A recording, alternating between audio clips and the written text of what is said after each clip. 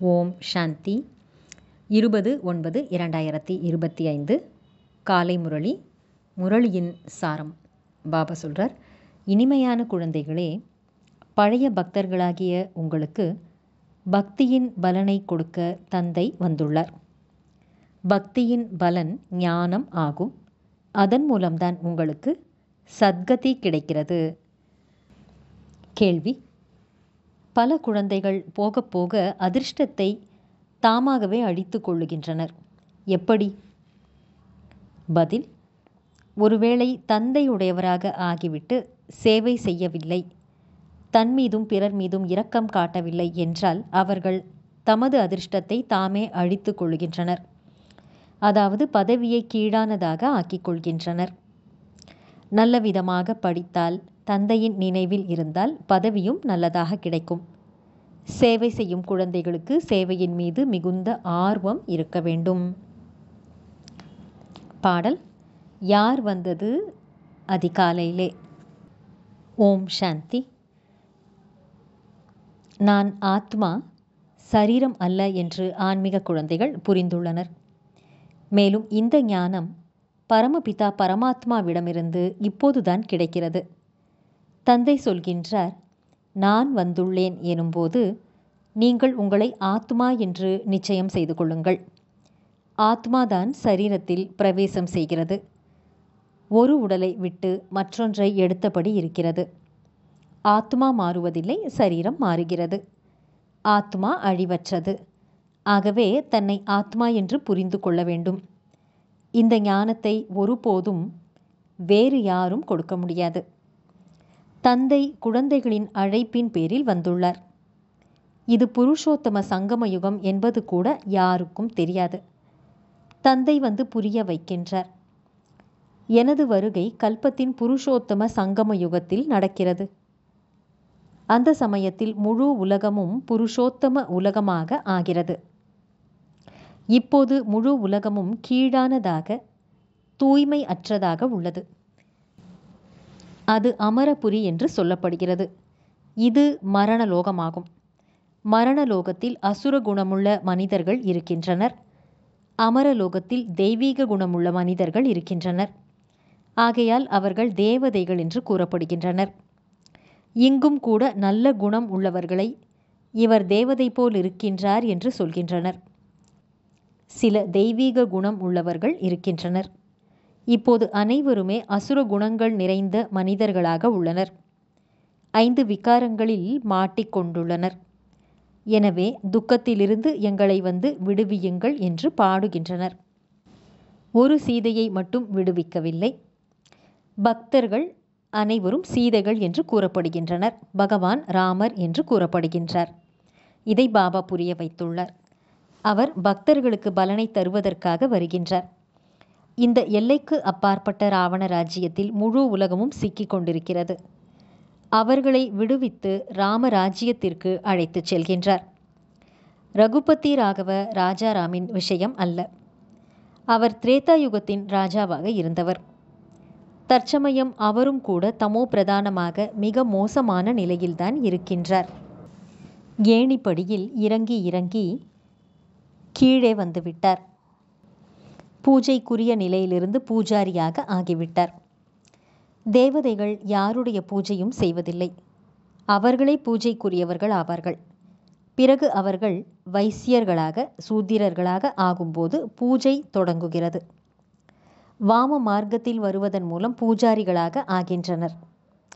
பூஜாரிகள் தேவதைகளின் படங்களின் முன்னால் நமஸ்கரிக்கின்றனர். இப்போது எந்த ஒருவரும் பூஜைக்குரியவராக இருக்க முடியாது.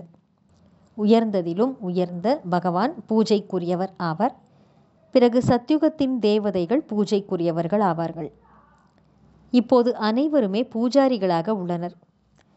முதலாக சிவனுக்கு பூஜை நடக்கிறது. அது அந்த ஒருவருக்கு மட்டுமே செய்கின்ற பூஜை ஆகும். சத்தோ பிரதானம், பிறகு சத்தோ, அதன் பிறகு தேவதைகளில் இருந்தும் கூட கீழிறங்கி நீருக்கு, மனிதர்களுக்கு, பறவைகள் முதலானவற்றுக்கு பூஜை செய்ய தொடங்கி விடுகின்றனர். நாளுக்கு நாள் பலரின் பூஜை நடக்க தொடங்கி விடுகிறது. இன்றைய நாட்களில் மத சம்பந்தப்பட்ட தார்மீக மாநாடுகள் கூட நிறைய நடந்த வண்ணம் உள்ளன.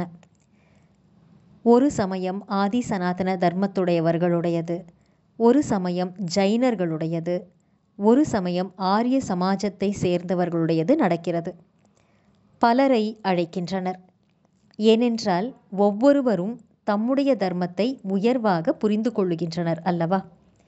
ஒவ்வொரு தர்மத்திலும் ஏதாவது ஒரு விசேஷ குணம் உள்ள காரணத்தினால் அவர்கள் தம்மை பெரிதாக புரிந்து கொள்ளுகின்றனர். நல்லது. தாரணைக்கான முக்கியமான சாரம். 1. இந்த மதிப்பு மிக்க வாழ்க்கையில் கற்பிக்கக்கூடிய ஆசிரியருக்கு மிகவும் மரியாதை கொடுக்க வேண்டும். படிப்பில் நல்ல புத்திசாலிகளாகி சேவையில் ஈடுபட வேண்டும்.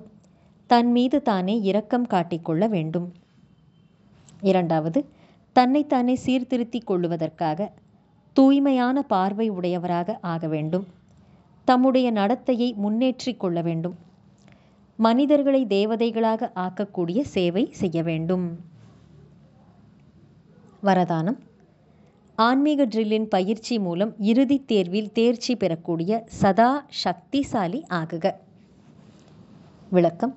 எவ்வாறு நிகழ்கால சமயத்தின் பிரகாரம் சரீரத்திற்காக அனைத்து வியாதிகளுக்குமான மருந்தாக உடற்பயிற்சியை கற்பிக்கின்றார்கள், அதேபோல ஆத்மாவை சதா சக்திசாலியாக ஆக்குவதற்காக ஆன்மீக எக்ஸர்சைஸ், ஆன்மீக பயிற்சி தேவை. நாலாபுறங்களிலும் எவ்வளவுதான் குழப்பமான சூழலாக இருக்கட்டும், ஆனால் சப்தத்தில் இருந்தாலும் சப்தத்தை கடந்த ஸ்திதியின் பயிற்சி செய்யுங்கள். மனதை எங்கே மற்றும் எவ்வளவு நேரம் நிலைக்கச் செய்ய விரும்புகிறீர்களோ அவ்வளவு நேரம் அங்கே நிலைக்கச் செய்யுங்கள். அப்பொழுதுதான் சக்திசாலியாகி இறுதித் தேர்வில் தேர்ச்சி பெற முடியும். ஸ்லோகன். தன்னுடைய விகாரம் நிறைந்த சுபாவ சமஸ்காரம் மற்றும் கர்மங்களை சமர்ப்பணம் செய்து விடுவதுதான் சமர்ப்பணம் ஆவதாகும். நல்லது. இனிமையிலும் இனிமையான, காணாமல் போய் வெகு காலம் கழித்து தேடி கண்டெடுக்கப்பட்டுள்ள செல்லமான குழந்தைகளுக்கு தாயும் தந்தையுமான பாப்தாதாவின் அன்பான நினைவுகள் மற்றும் காலை வணக்கம். ஆன்மீக குழந்தைகளுக்கு ஆன்மீக தந்தையின் நமஸ்காரம். ஆன்மீக தந்தைக்கு ஆன்மீக குழந்தைகளின் நமஸ்காரம். அவ்யக்த சமிக்கை. இப்போது ஈடுபாடு என்ற அக்னியை மூட்டி யோகத்தை ஜுவாலாரூபம் ஆக்குங்கள். எதுவரை உங்களுடைய நினைவானது ஜுவாலாரூபம் ஆகவில்லையோ அதுவரை இந்த விநாச ஜுவாலை கூட சம்பூர்ண ஜுவாலை ரூபம் பெறாது. இது கொழுந்து விட்டு எரிகிறது, பிறகு குளிர்ந்து விடுகிறது. ஏனெனில் ஜுவாலா மூர்த்தி மற்றும் தூண்டுதல் கொடுக்கக்கூடிய ஆதாரமூர்த்தி ஆத்மாக்கள் நீங்கள் இப்பொழுது சுயம் சதா ஜுவாலாரூபம் ஆகவில்லை.